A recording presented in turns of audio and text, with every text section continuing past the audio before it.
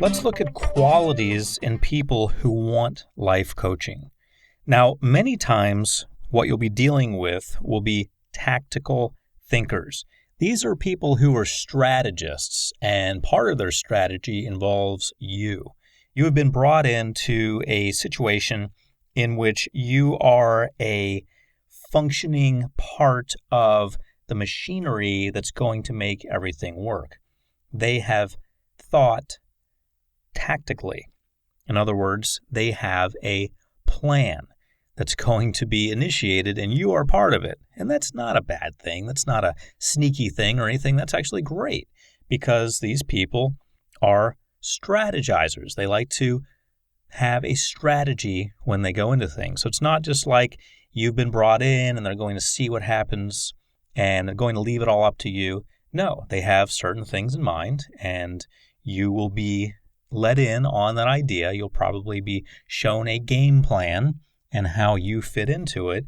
And they are thinking in tactical terms, almost like a military officer thinks. Sometimes you will be dealing with military officers, but you will be dealing with people when you're dealing with tactical thinkers who are very logical.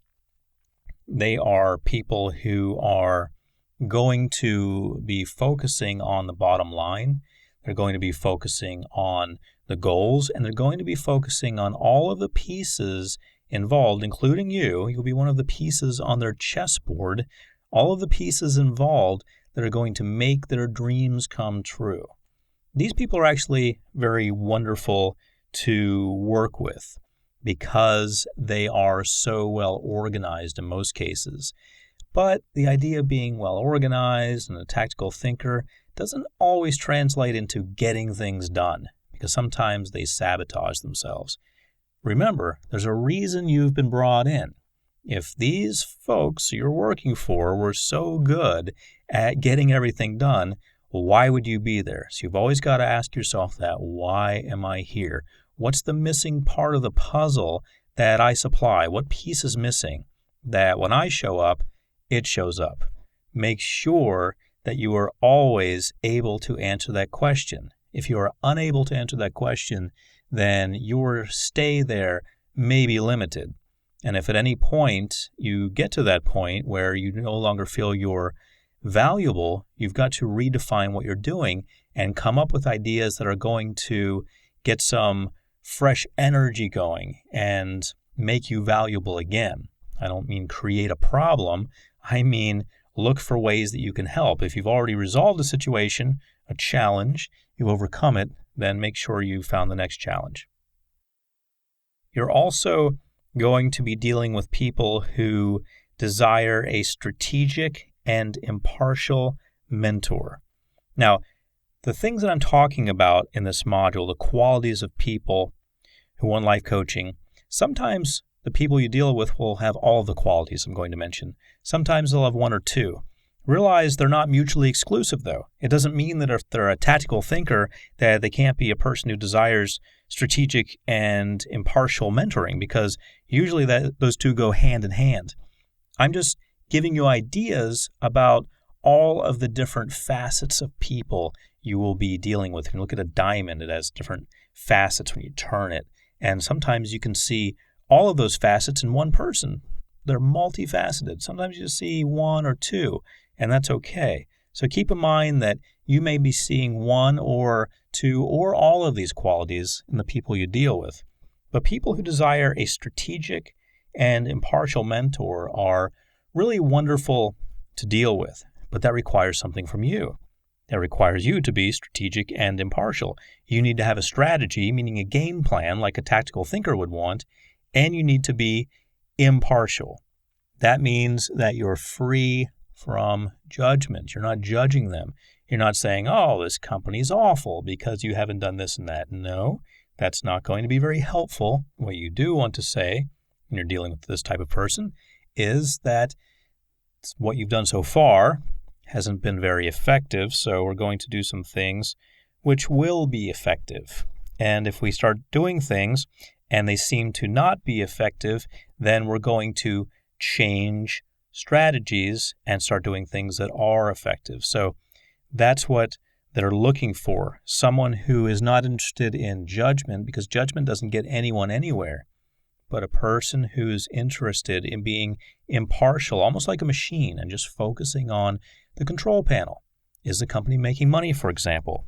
Is the company getting anywhere? If they are getting somewhere, then you're doing a great job. If they're not getting somewhere, then you want to change what you're doing and you want to refocus and regroup a little bit.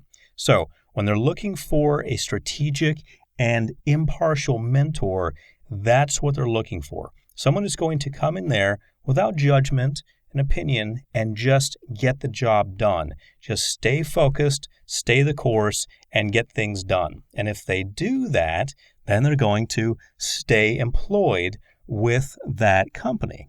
And of course, that is always your goal, to stay employed, to keep your job. Even if you're a contractor, which you in most cases will be, you'll be a contractor pulled in to do a job, but you want to stay within that contract. You want to keep making money because of adding benefit to the client. What about people who strive for improvement? Almost everyone you deal with is going to fall in this category. Someone who strives for improvement, someone who is moving forward, someone who's tired of stagnation, who finds that stagnation is actually limiting, that stagnation is not going to get them where they want to be. Or worse than that, sometimes they've fallen backwards. They've taken a few steps back, and they really need to not only get up to the starting line again, but move forward from there. So you're going to be, in 99% of the cases, dealing with people who strive for improvement. The only exception to this that I can think of is when somebody's not doing well and somebody else hires a life coach for them. So the person isn't really interested in improvement. They're interested in perhaps getting a paycheck or something, and they don't really want to get any better. But someone has come in and said, hey, Joe needs someone to help him improve. Joe doesn't care about improvement, but we're hiring you to work with Joe to get him to improve. Otherwise, you and Joe are both going to be leaving the company. Okay, so then you have your work cut out for you. So in most cases, that's not going to be happening. Someone who's not interested in improvement in today's day and age, as they say, is really not going to be around long, because the old model was that you play it safe in business. You just do what you're supposed to do, and that's it. These days in business, the landscape has become so different that people who don't take chances, who don't take risks, who aren't dynamic creative thinkers aren't going to be around long. Even executives, sometimes even down to the management level, they're just not going to be around long. So everyone needs to improve. We have a highly competitive marketplace now, and it will probably be that way forever, and that's the way things are. So there are very few people who are still employed who don't want to improve. Most people realize that people are more savvy now. They're just more with it now when it comes to marketing and so forth. There's so many ways to market. Online, radio, TV, ads have become more slick and more sleek. Advertising tactics have become more complex. So everyone needs to improve, and it's just going to get more and more and more complex. So the need for improvement is greater than ever. So the people you deal with are in most cases going to be striving for improvement in many ways. What about people who want more creativity in their lives? Sometimes the need for improvement has to do with a need for creativity. Remember, in a competitive marketplace, and that's most of the time where you're going to find yourself, people who are business owners or executives in a competitive marketplace, in that sort of situation, creativity is king or queen. Creativity rules. Creativity is in charge. If you have it, you're going to go far. If you don't have it, you're going to be left way behind. You're going to be left in the dust without creativity. Everything is changing every day. Even companies who have been around a long time have had to change. They've had to change the way they're doing things. They've had to change the way they're advertising. I think back to a slogan I saw from Apple Computers back in, I believe it was in 2000. I was in Los Angeles and I saw it on the side of a building and it said, "Think different." Now, something struck me about this.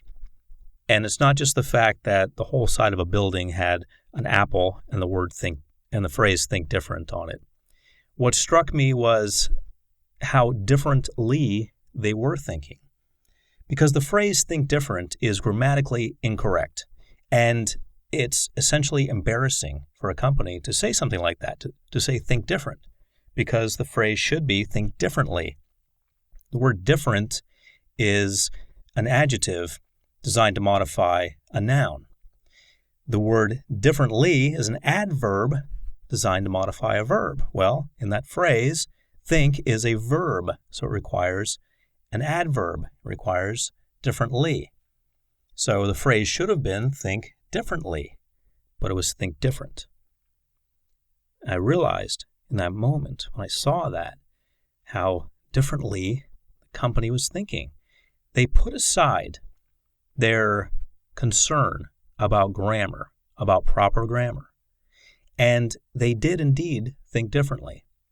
They started what may be considered, or perhaps not started, but they certainly promoted what may be considered the demise of modern grammar, which is a completely different topic, but they did it without any reservation. They put on the side of a building. Here it is. Here's our bad grammar. Hey, kids, look. One of the largest companies in the world uses improper grammar. They were thinking differently because they realized that that's what people want. People don't care about grammar as much anymore. They just don't.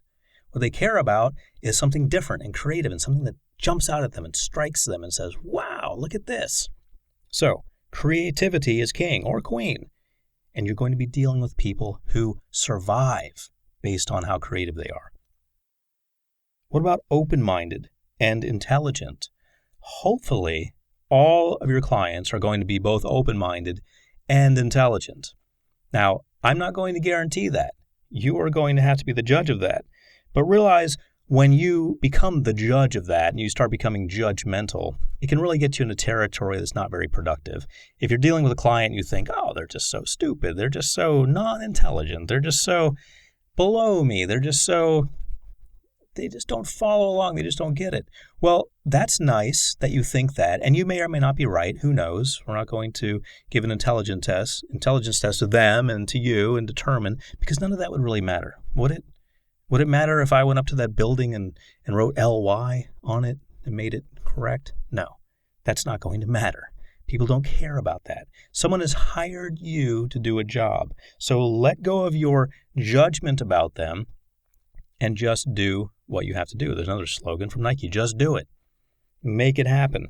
So in most cases, you will be dealing with people who are open-minded and who are intelligent, which gets us into another area. What if you feel they're more intelligent than you?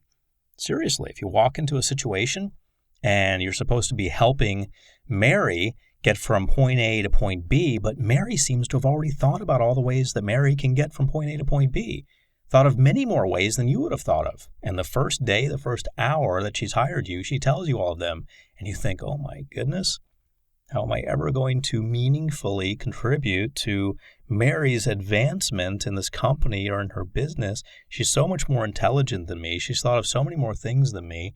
I haven't even thought of half the things that Mary's thought of. She's already thought of them, thought of 10 reasons why they won't work," and so forth. Well, first of all, realize that intelligence does not equal success. Some people have paralysis by analysis. They've analyzed so thoroughly why something won't work. They can tell you 10 reasons why it won't work. That doesn't mean it won't work. That means they think it won't work. So sometimes it's a matter of getting through that. But back to the brighter side of this. In most cases, you'll be dealing with people who are open-minded, open to your great suggestions, and who are very intelligent, able to both understand what you're presenting and reason through the ideas with you to help fine-tune them, and they're able to carry out those ideas, to put them into reality, to put them into the real world, to make them happen so that they can move forward.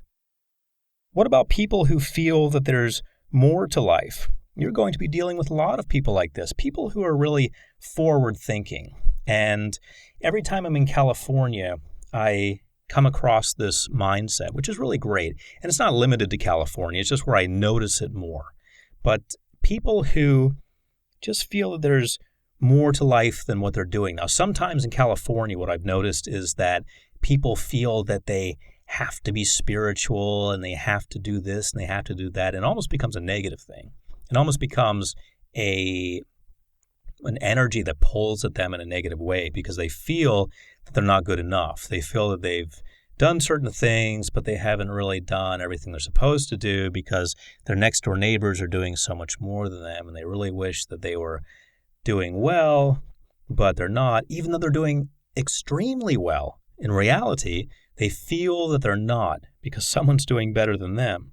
So, whether it's a negative situation or a positive one in which they just want to get better at life and do more things and discover their spirituality, their joy of life, a wonderful partner, etc. No matter what the situation is, realize you're going to be dealing with people who feel that there's more to life than what they already have. And sometimes it's going to be a negative pull in which you're going to have to step in and say, hey, there is more to life and you're going to get there, but we need to be somewhat systematic about it. I need to know what you feel is missing. And if they say, well, I don't know what's missing, that's why I hired a life coach, then you've got a little bit of work cut out for you. Then it's time to perhaps get out a magazine and start flipping through it and saying, well, what in this magazine appeals to you? Just get something that they can lock onto and say, yes, that's a vacation. That's what's missing.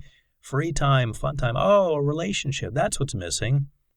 What is it that's more to life that they're not embracing, that they don't have?